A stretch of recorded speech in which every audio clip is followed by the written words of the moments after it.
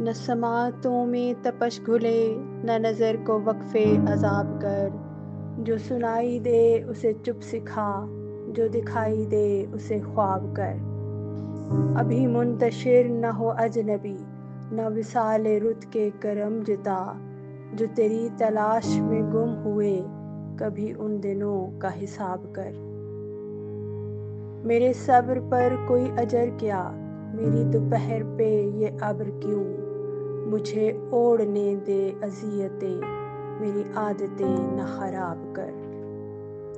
کہیں آبلوں کے بھنور بجے، کہیں دھوپ روپ بدن سجے۔